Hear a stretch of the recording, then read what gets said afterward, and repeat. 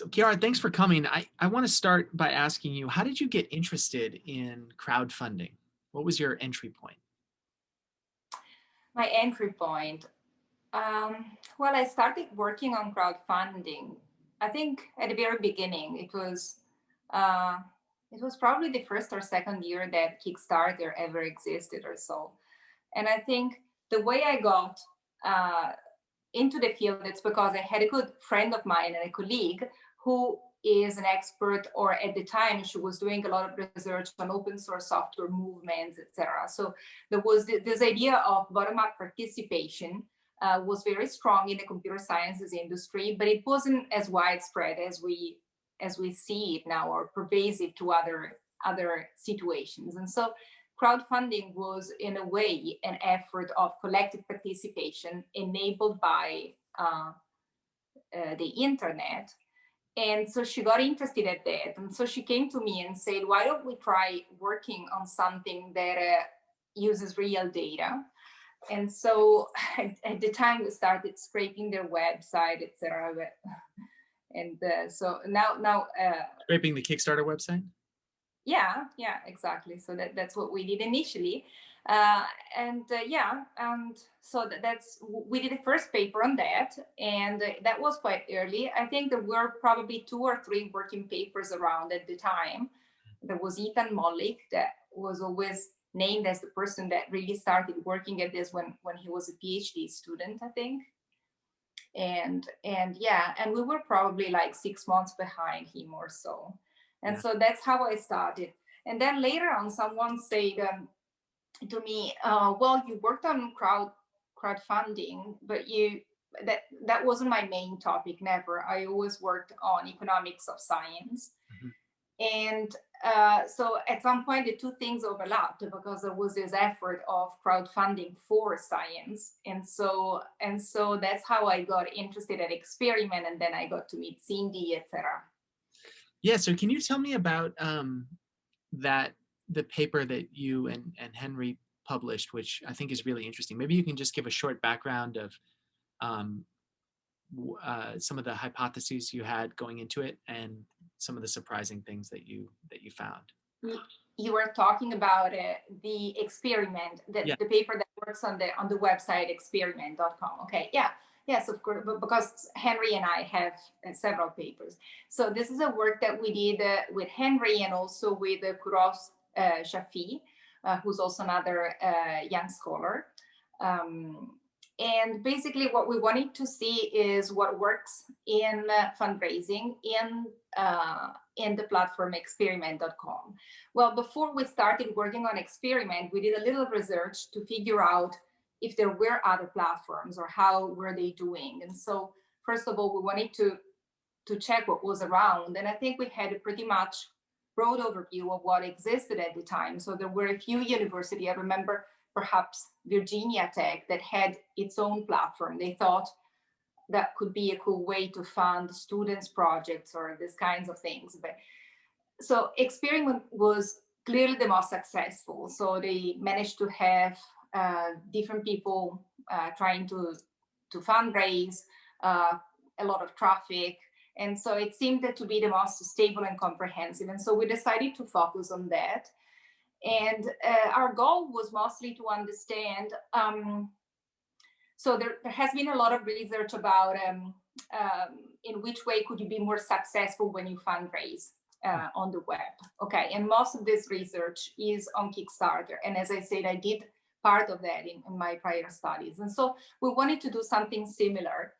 But in this case, what was different compared to Kickstarter is that you don't, as a single funder, you can't expect to have a direct benefit for yourself, specifically for yourself. Because in Kickstarter, in a lot of cases, you're sort of pre-purchasing a certain gadget or a certain, performance or something. So you have something in exchange, and in a lot of cases, it's a tangible thing, so something you could use, etc. And so it is less of a surprise that you want to give money for that, right? In the case of Experiment, instead, you're giving money for scientific research, which of course had antecedents in charity or sponsoring science, etc.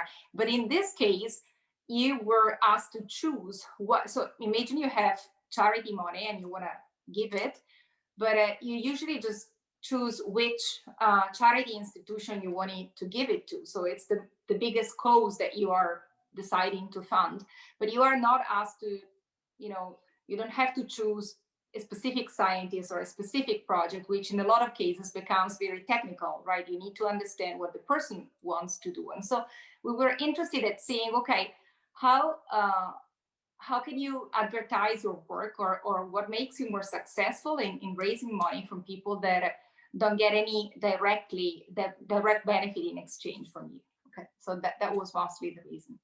So it's like it's a public good, which is different than the private goods that you see on Kickstarter. Yeah, absolutely. Yeah. So what surprised you about that? Was it everything you thought it would be? No, not at all. So in a lot of, well, I think we didn't have a lot of priors, but I think you tend to be in a lot of cases rather skeptical as a scientist at seeing things not done in a very, let's say, traditional way. Science in a lot of cases has a lot of rituals, has a lot of traditions in a way. Okay. And so we were sort of expecting to see a lot of perhaps special scientists, or even some weirdos that wanted to say, well, I could do this and that as a scientist, etc. But they probably weren't doing things in a very sciencey way. So I think we had this sort of naive expectation, and that turned out to be rather wrong, I think. Well, I have to say that certainly the quality is very different. So at the very beginning, it wasn't very standard. And at some point, I think it standardized. If you look at the records, I think the quality of the people that submitted and the kind of projects that were submitted, etc. But I think what we found very surprising is also that we were expecting that you, as a person in the general public, when you want to give money to charity, you feel that people that have a longer experience in science, or that they have a status in the university, or they are professors, for example, they would have an advantage over a lay person that says, I want to do this project or something like that. Because clearly you would expect, well, this person knows what they are saying. So if they say they can do it, they probably have, better chances to be able to do it, right? And that's not what we found in the end. So what we found is that junior scholars, particularly students, and I'm not just saying PhD students, I'm saying also graduate students, or even below graduate studies, like bachelor students, and in some cases even high school students, they had better chances to be funded than professors. And in general, seniority was making things worse. Okay, so even the status of professorships seemed to be, so the more senior professors had harder times compared to the junior ones. And we don't know exactly whether that's because the junior people, they are more motivated to really get that source of funding because that's their only option in many cases, or because it's that they are better at using Twitter or other social media that help you out with raising money in this platform, etc. But certainly that was very puzzling to us, very. The same thing is true for women. So women are more successful in the platform than men, whereas there's a huge line of research that shows that women underperform compared to men in every respect in academia, I think. And certainly in terms of funding. Well, in terms of funding, that was mostly true at the funding institutions before, I would say, the year 2000. I think things have changed a lot. Well, if you count the number of female scholars that get funded, it's always a small proportion compared to men. But most of the problem, it's because there's fewer women in the first place in the sciences. It's not that they are being discriminated against after 2000, but before then there was certainly even discrimination during the selection, I think. but yes, but the fact that I think even the best, in the best of the chances, the women have equal chances in the other in the other for the other sources of funding. In this case, they really have an advantage, so they tend to be more funded than the men on average, even controlling for other things, the status, the kind of research, or how much do you give in exchange, because some projects also have like small rewards, etc. And so that was quite puzzling, but that's very true in general of crowdfunding. So that's true also in Kickstarter. So the women get more funding on from the crowd, I think. Yeah, that's Did, generalizable. did you guys do any research into follow-on funding? So, in my experience talking to experiment researchers, many of them have gone on to raise additional funding, from federal agencies or traditional sources. Did you guys do any research into that? No, that's very interesting. We never did that. We know that, but this is from interviews, so a few cases. We know that some of the people that we have interviewed, they say that they saw experiment as one way to get funded the very wide ideas, the very initial, first stages, first steps forward into an area that you don't know very much about. And then if you've got something sound, then eventually you can develop it more and take it to a funding agency like in the US, NIH or NSF, etc. Yes, we had some scientists that say that, and I think that's true. I'm not sure for how many, I think, because again, I think what we've discovered is that a lot of the funding goes to PhD students and graduate students, and not all of them continue in academia. And so the number of those that eventually have an incentive to apply for funding and continue is not very big, I think. But it would definitely be very interesting to study. Very. So have you been involved with Paula's research on risk and novelty? Yeah, well, not in the novelty work that she has, Mm-hmm. but she and I have together some work on risk, which is something that I really like to work at the moment, I think. And she and I have a paper, so it's not a novelty study, but it's more of a general reading of the literature that we did Mm-hmm. to characterize, define, and even measure what is risk in science. And basically, we did that paper because we want to begin studying risk, but we set on to begin studying risk, but as we started, we simply discovered that risk is such a fuzzy concept that we were talking about something, and the people that were listening were assuming something else. So there was this like Tower of Babel in which no one really understood what you were talking about. And so that really meant that the concept of risk was very underdeveloped. Risk in science, this is what I mean. And so it required a full paper to actually say what we think risk in science is.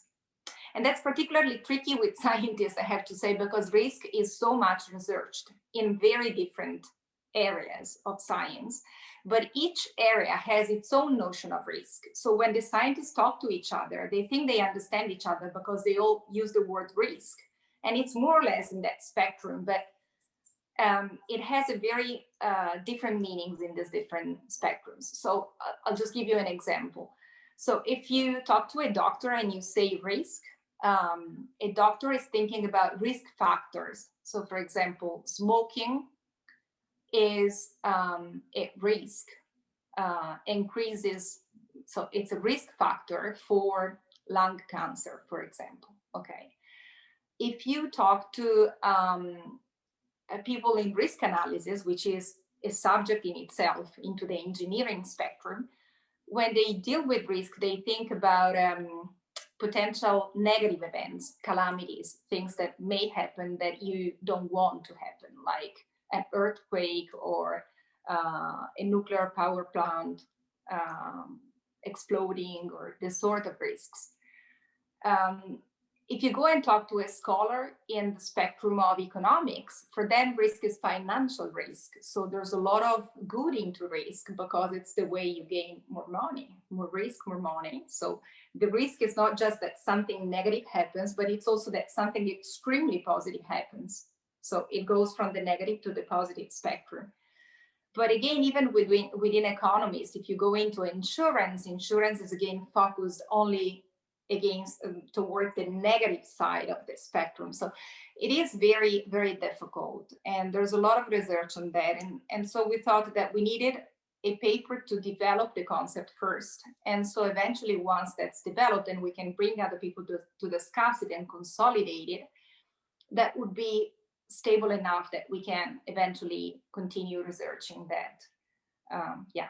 So did you come to a common definition of risk in science? Not yet common. Well, we are still, we have finished the paper. It took forever because I have to say that doing a conceptual paper, I think it's much more difficult. So you really understand why people in philosophy, they publish very few things every many years, because I think it is so much more difficult to just have a conceptual paper that reasons and uses the rest of the literature than having a database, analyzing it, publishing whatever comes out of the data. So it takes much longer. So when we started, we haven't anticipated how long that would have taken. And every time we continue discovering new pockets of literature which we have overlooked. And so this is just to say that we have just reached the process of a full paper that we feel confident enough about, that we want to begin sharing it with other people, and we have started sharing it. But we haven't even tried to send it to a journal or to publish it. So it's too early to say whether they'll agree or not. But I think we've got this idea that the best is to take the approach of risk analysis that breaks down a difficult concept like risk into more into separate elements of risk, okay, that are easier to outline and define, okay. Well, the problem of that model is that at some point you want to recombine all of these, and so usually you need a functional form and weights to put the things together. And so I think that's the difficult part, but I think we've done a reasonably good beginning or initial work about what should be the components we think are the components. So what, as on a personal level, what do you hope comes of it? So what if we have this better understanding of risk in science, what do you think that allows us to do? What kind of questions can we ask? Oh yeah, I love this question. Yeah, why? Well, which is really the reason why we're working on that. Well, I think you have a separate interview with Paula Stefan, my co-author, on that, and she has already stressed the idea that we think science is overly conservative, and it has become more so over time. Okay, and I think I am personally persuaded that's the case. So what we have seen is that basically, if there is a shortage of money, and I'm saying if, because if you look at the amount of money that goes into science, I think right now science is very much funded at every level. So there's much more money now than there was 20, 30 years ago, for example, from corporation into science, a lot more. And this is also because science is so important for the new product. A lot of new products are science-based. And so you need to have techie hardware and other things to have new products. But that really creates an opportunity. So what I'm trying to say is that because there's so much money from corporations to develop applied to applications of science to practice, I think it is even more important that the government sponsors the other end of science, the kind of science that you do before even thinking what use can you have out of it. Okay, because I think history has taught us that we are not very good at figuring out how to use science later on, right? So after 20 or 30 years, the implications of what you have discovered today are completely unpredictable, I think. And so if you want to be sure that we are sponsoring that kind of science, then you have to be able to assess what is the risk involved in the science. Okay, Mhm. so I think I wasn't very clear. So what I was trying to say is that we need to target the money that the taxpayers give to science directly to the kind of science that is usually not sponsored by the corporations. And Mhm. so there's a duty of being able to identify that, so that we can target the money more to that spectrum. Mhm. But clearly, in the end, these decisions needs to be taken by scientists. And so when we fund science, we ask panels to assess proposals, to score them. And so if you don't know what is risk, you can't ask to score a proposal on risk. Mhm. So that's plain simple. And so what we want to have is a much more developed concept of risk that eventually can be implemented into protocols for assessing risk. Okay. And from the cursory look, the initial work that we did, we can definitely use some of the things that exist to do that. So, for example, there's one field called expert elicitation. Okay. That is also about, it's also related to risk analysis, for example, that has developed protocols for assessing risky situations, okay? Except that we have never used that pocket of knowledge in the spectrum of peer review of funding. And so we are basically trying to see whether we can use some of that knowledge to develop new protocols for assessing risk in science. So from the one end, we want to develop the concept of risk, and from the other end, we want to develop measures or protocols for scoring risk proposals. And eventually that would give us the ability of selecting more wisely among proposals, especially those funded with the taxpayers' money. So just to kind of clarify, and correct me if I'm wrong here. So you, you look at the whole spectrum, right? The desires of the funders, whether that's the taxpayer or a private philanthropist. You have the review process with the scientists, or the allocation process, and then you have the individual scientists. And if you look at, because everyone has their own hopes and dreams and desires for the amount of risk they're willing to take, right? Or risk tolerance. It sounds like you all have identified the kind of the peer review process as a major Mm. inhibitor of risk taking, or kind of a misallocation of risk. Does that sound right? You think that's the main? Well, yeah, it's right, except that I wouldn't say necessarily the main. It's one of the things that it's inhibiting research. There's many more, which is, I think, also the push for quantity, quantifiable science in general, bibliometrics and citations, etc. That also pushes against, I think, risk taking.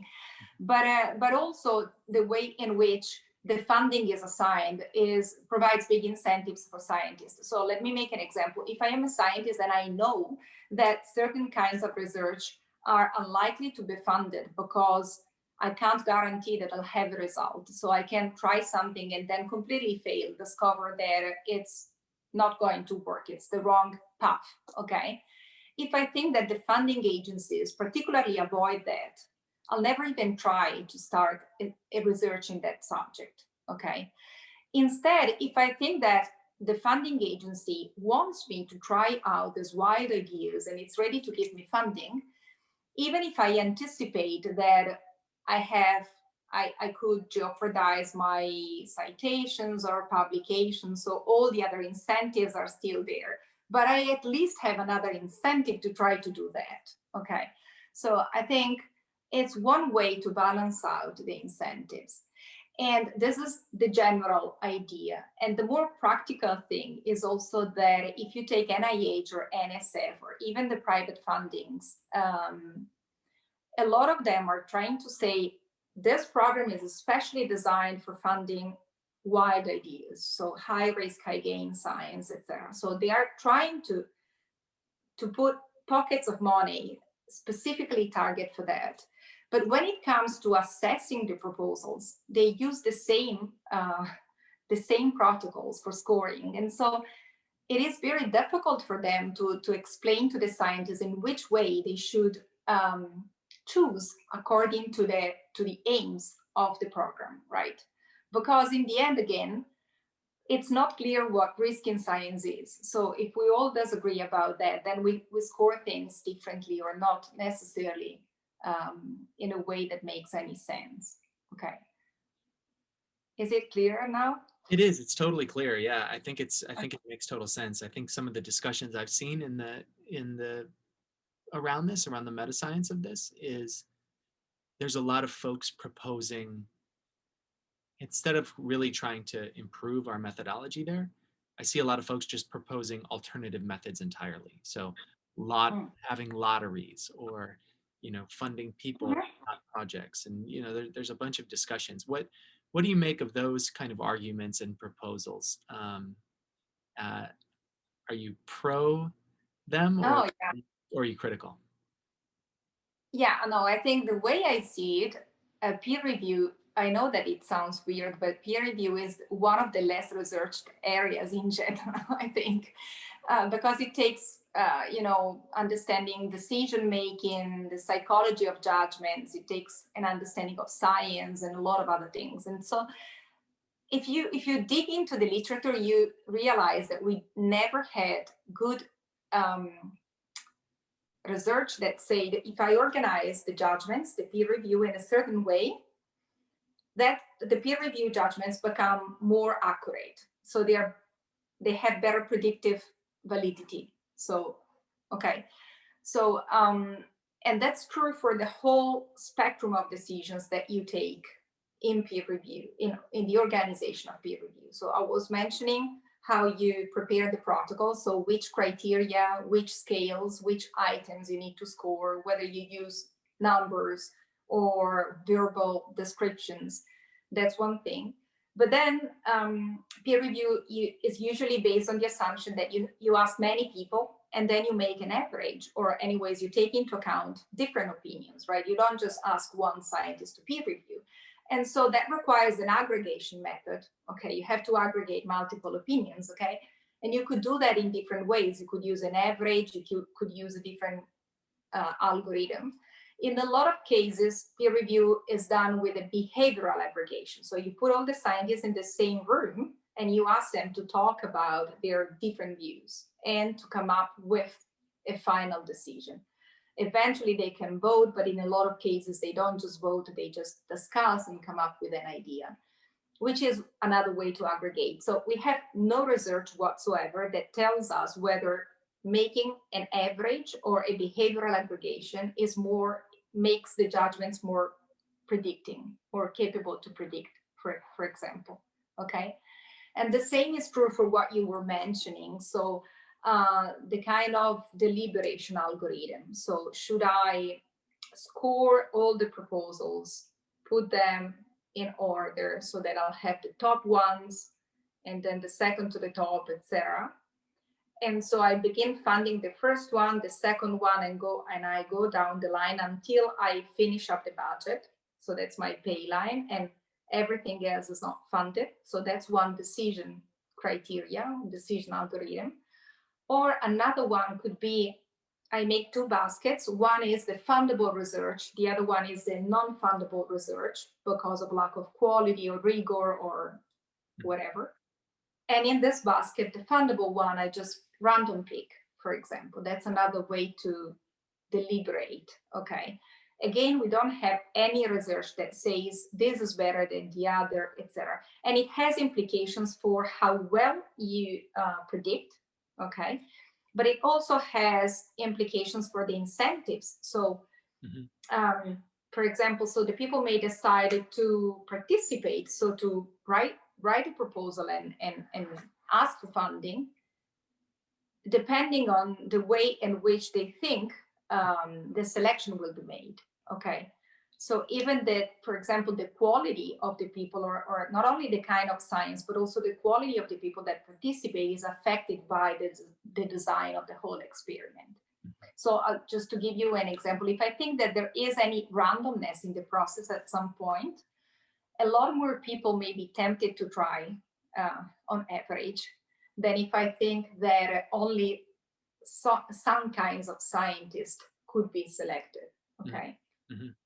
And so in the end, the whole design of peer review, I think it's a very under investigated areas. And if we want to spend our money more wisely, it is really a mandate to know more about that. I think it is very important. So how do we bring these experiments into the world? I mean, this is kind of one of the things I've been writing about. Is one of the most exciting parts of experiment to me is we could use this as a sandbox to test all sorts of different ideas, like Yeah. proportional prizes, participation. So and I see a lot of folks getting interested and excited about this kind of question that you're talking about, this meta science of science funding. Mm-hmm. But I feel a general sense of kind of reluctance and fear to actually experiment and test new Right. tools. What do you think? What do you think people are so scared of? Well, I think the scientists aren't, or at least the meta scientists would love to experiment. The one I know, I mean, everyone is. But it is just the funding agencies that are more reluctant to do so, because I think their culture, they've been trained to be accountable for the way in which they get money, right? So in the end, they're administering public money, and therefore they need to be fair. They need to be unbiased as much as possible. And so the idea of randomness, it's something that has never existed in this realm, I think. The idea of giving away money in a random way. Okay, well, clearly this wouldn't be completely random, so there would be a pre-screening or something. But I think the idea of experimenting involves clearly also having situations in which you should experiment in new ways with money that is for research. And I think that because most of the agencies are using public money, I think they are reluctant to do so. But this is precisely where I think it will make a huge difference to have foundations and other institutions that don't have public money, and instead they have their own endowment, or they have more freedom, so to speak, to experiment. And so, for example, I think I have the privilege to be able to discuss with the Novo Nordisk Foundation, which is a foundation that is based in Denmark, in Copenhagen, Denmark. It is linked to a private company, but it is a self-standing foundation, and they sponsor science. And they seem to be willing to actually do these experiments. And so we are in the process of designing this. So but I think it takes a while to find the right way, and then convincing a funding agency that you have a good idea about how to do it in a fair way without jeopardizing or creating too much unfairness, etc. I think then there is certainly one other foundation that I am aware of, which is the Volkswagen Foundation, that is trying to do an experimental design with science funding. Okay. The other thing that I've learned is that when we think about, for example, randomized trials, okay, our trials are the kind of randomized trials that you do in medicine. So you give a drug to a group of people and you give a placebo to another group. You wait for some time and you see what has happened of the two groups, okay? Well, there, clearly the problem, the easy part, I'm not saying that it's an easy research, but the good thing is that you have usually many subjects, okay? Or at least if you don't think about rare diseases, in a lot of other cases, you have a lot of patients that are willing to experiment, okay? And so the samples are easily, you can create easily a big enough sample to have statistical power. But think about experimenting with the public funding. a lot of, or the funding for science, a lot of these granting agencies, they give away about probably 50 grants a year, more or less. Okay, there are some that give away maybe 100 or even 200 grants per year. So Novo Nordisk is one of the biggest, but I think they don't do more than 250 per year. Okay, so you give away this money, and imagine that you have randomized something in the process. So they begin doing science, and science takes about 2 or 3 years. Okay, and you still have no way to collect the results. And after 2 or 3 years, you have to begin measuring what has happened. But a lot of the implications come after 5 or 10 years, or or if not 20. Okay, so the amount of time and the few instances that you have means that you have to be ready for about a 20 years research. Okay, which is quite disturbing in a way, because you would like to have results much more quicker, I think. This is one of the things I've been advocating for, because the average size on experiment is $5,000. So if you think about that, if there's a large quantity of research that you can do for those smaller amounts, why don't we figure out mechanisms where we fund lots and lots of smaller amounts, and really try and generate that data. So it's one thing I've been advocating, but I love the vision. The DARPA idea, yeah. There's the DARPA model too, and I think that's something, one of the other cool things about experiment is you actually could test both models, right? You could Yeah. have like a review panel for some allocations, and you can have a DARPA program manager model for others, where there's a single person who has the decision making. We should do that, David. We should do that. We should experiment with experiment. Yes. I think we should too. That's what I've been trying to get Great. clinicians excited about. I'll send you my paper on it. Great. So, the question I ask everyone at the end is, what are your best ideas to make science better, the whole enterprise better? And you've given me a lot, but if you have a few specific ideas, or even one, I'd love to hear it. How would you improve it? How would I improve it?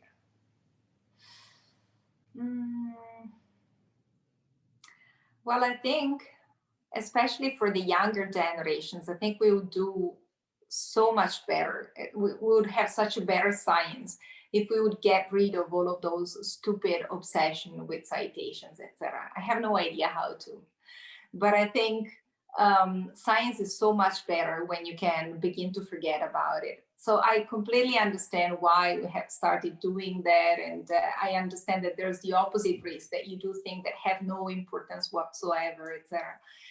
But on the other hand, I have seen I have seen a lot of young scholars beginning with a lot of passion and being completely ruined by this system. And in the end, it makes you cynical, I think. And science is for dreamers, I think. So you can't be exposed to a system of incentives like that. So yeah. And I think there's much more space for dreamers right now in the entrepreneurship environment. So I think you're so much more allowed to be a dreamer there. Yeah, and I think that is what I have. It's not clear how you can achieve that. I have no immediately implementable solution, but I think I wish that science would learn from the entrepreneurial landscape how to create that sort of vibe where people help each other a lot, and they go for dreams and wild ideas, I think. Yeah, I think. I love that idea. Science is for dreamers. We need Well, to I make think paper so, for no? dreamers again. I love it. I think that's great. Well, thank you so much for all the insight and time, and I do hope that we get to actually experiment with some of these ideas on experiment. Well, yes, definitely.